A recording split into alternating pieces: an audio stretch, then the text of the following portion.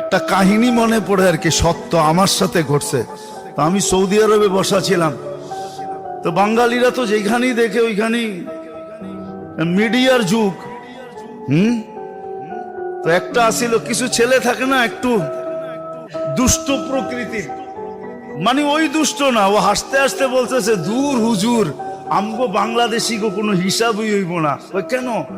ওই কিয়ামতের দিন আল্লাহ জিজ্ঞাসা করবে, তোকে দেশ কই? কয় বাংলাদেশ। কইব যা, তোরা এমনি জান্নাতে যা, দুনিয়াতে বহুত কষ্ট করছ তোরা।